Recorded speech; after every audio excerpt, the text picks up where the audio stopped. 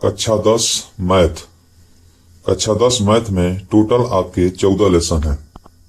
सबसे पहले जान लेते हैं कि कौन सा लेसन कितने नंबर का आएगा। सभी 14 लेसन को 7 इकाई में बांटा गया है, 7 इकाई में बांटा गया है। कक्षा 10 गणित का जो पेपर होगा वह 100 नंबर का होगा और 100 नंबर को 2 भागों में बांटा गया है। 70 अंक की लिखित परीक्षा होगी और 30 अंक का आंतरिक मूल्यांकन विद्यालय स्तर पर किया जाएगा। तो ये 100 अंक को 2 भाग में डिवाइड कर देंगे। एक 70 अंक का जो लिखित परीक्षा होगी और दूसरा 30 अंक का आंतरिक मूल्यांकन। इस 70 अंक में आपको न्यूनतम उत्तीर्णांक कम से कम आपको 23 नंबर लाना है, ठीक है। और ये इसमें आपको 10, तो टोटल आपका पास होने के लिए कितना होना चाहिए 33, यानी कि टोटल 100 में आपको 33 अंक पास होने के लिए चाहिए। लेकिन लिखित परीक्षा जो 70 अंक की होगी इसमें आपको कम से कम कितना लाना है 23 लाना है। इस 30 अंक में जो विद्यालय स्तर पर मूल्यांकन होगा इसमें प्रोजेक्ट कार्य भी लिखना होगा। अब जान लेते हैं कि जो 70 अंक है इसमें आपका पहला इकाई है संख्या पद्धति जो 5 अंक का होगा। इस पहले इकाई में आपका जो लेसन होगा वास्तविक संख्याएं, ये 5 नंबर का आएगा आपका, ठीक है। वास्तविक संख्याएं 5 नंबर का। इसके बाद आता है दूसरा यूनिट बीज गणित। बीज गणित में आप देख सकते हैं 18 अंक का होगा। अब इसके अंदर कौन कौन सा लेसन आएगा, तो बीज गणित में आपका दूसरा लेसन बहुपद आएगा, 2 चर वाले रैखिक समीकरण युग्म आएगा, द्विघात समीकरण आएगा और समांतर श्रेणी। ये आपका बीज गणित के अंदर आएगा और ये टोटल आपका कितने नंबर का आएगा 18 नंबर का आएगा। अगला यूनिट है तीसरा यूनिट निर्देशांक ज्यामिति जो आपका 5 नंबर का होगा। इसमें जो है आपका लेसन होगा केवल 7 निर्देशांक ज्यामिति, ठीक है। ये 5 नंबर का आपका होगा, ठीक। अगला यूनिट है 5 नंबर पे, 4 नंबर पे आपका है कौन सा ज्यामिति। ज्यामिति जो है आपका कितने नंबर का होगा 10 नंबर का। इसमें आपके 2 लेसन होंगे। एक लेसन होगा आपका त्रिभुज और एक होगा वृत्त की स्पर्श रेखाएं। ये आपका दोनों लेसन होगा त्रिभुज और वृत्त की स्पर्श रेखाएं।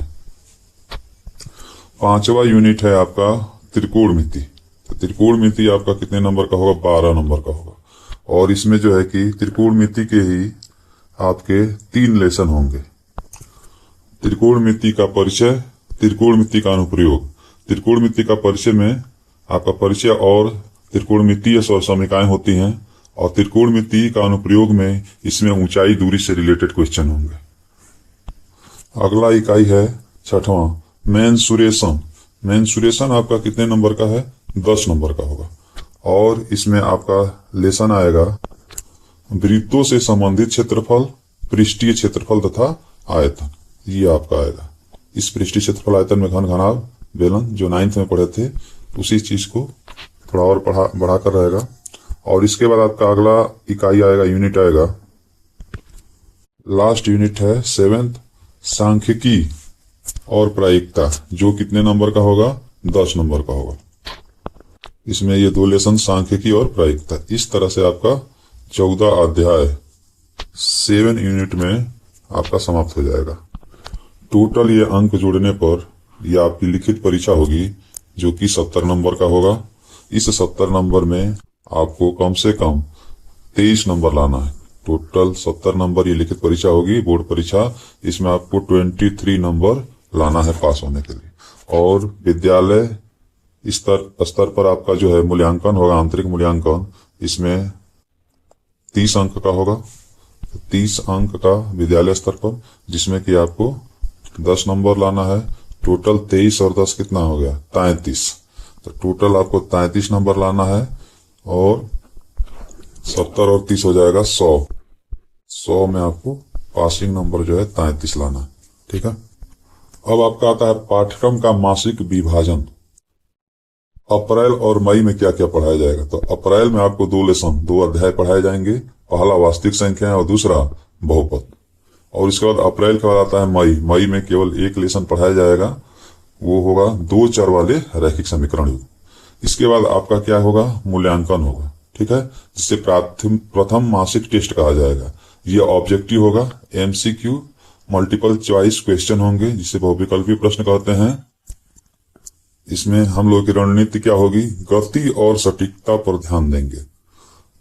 ये पहला चरण हो गया। दूसरा चरण ग्रीष्म अवकाश के बाद, क्योंकि आपका अप्रैल और मई के बाद जून में ग्रीष्म अवकाश होगा, ठीक है।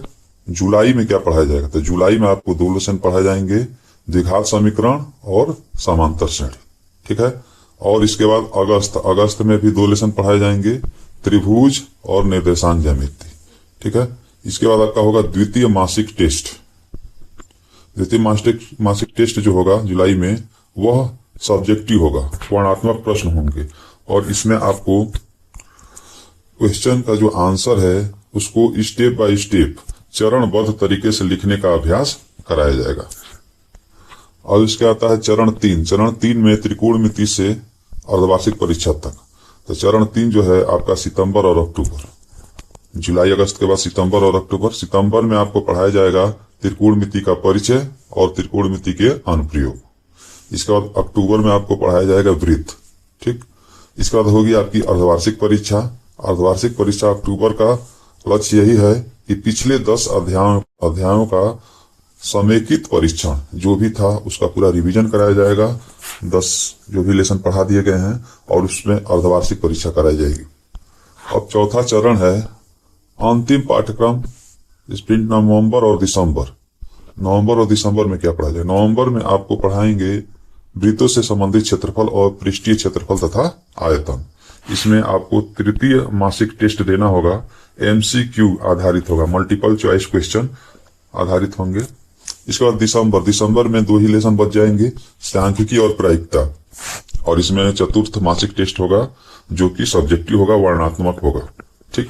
इसके बाद दिसंबर के अंत तक संपूर्ण पाठ्यक्रम पूरा हो जाएगा। जो भी 14 अध्याय था वो पढ़ा दिया गया, समाप्त हो जाएगा उस टाइम तक।